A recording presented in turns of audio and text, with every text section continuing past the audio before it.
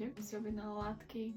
Látok mám síce dosť a povedala som si, že tento rok nebudem kupovať nič navyše, ale tým pádom, že doteraz som nešla nič pre seba, tak nemám určité kúsky oblečenia, čo mi chýbajú a na to som látky nemala a nechcem úplne čakať, kým to nájdem v sekáči, takže som si objednala látky. Tak vám ich všetky chcem ukázať. Ako prvé mi prišla zásielka z Takoj. Objednala 2 metre z takejto výplne. Ja by som chcela robiť vesty. A potom jediná látka, ktorú som si nakoniec zatiaľ objednala. Petrolejovú v šatníku ešte nemám a chcela som si z toho urobiť také jednoduché jednofarebné šaty. Je to bavlnená látka, ktorá má mať štruktúru lanu, čo aj teda má.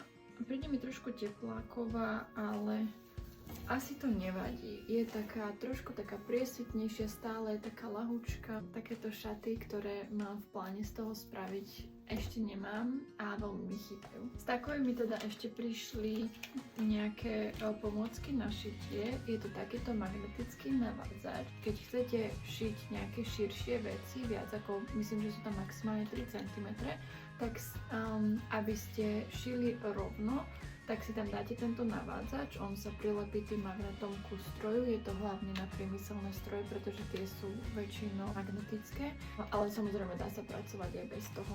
Pinzety, zahnutá je veľmi dôležitá a rovná. Rovnú som ešte nemala, takže uvidíme, že či to budem využívať, ale zahnutú už jednu mám, tu dostanete vždy, keď si kúpite nejaký overlock.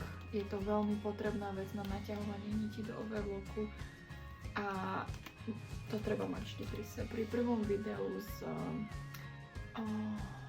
s košičkami som vám hovorila, že neviem vyšívať a nemala som nite, tie už som si kúpila naposledy, ale nemala som ani kruh, pretože niekde som stratila tú vnútornú časť, tak som si musela kúpiť kruh a mali ho tam asi za €20 a takáto veľkosť je úplne super, takže kruh na vyšívanie.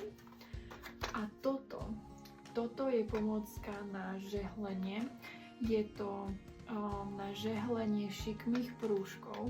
Vy do toho vlastne vložíte látku, tadiaľto, a vytiahnete to už založené ako šikmý prúžok. Sú tu rôzne veľkosti tých šikmých prúžkov. Je to úžasná vec, ešte som to sa neskúšala, ale strašne veľa ľudí som videla používať to, takže verím tomu, že toto mi ušetrí čas. Uvidím. Do jedného videa sa mi to nezmestilo, tak si počkajte na druhú časť. Ahojte!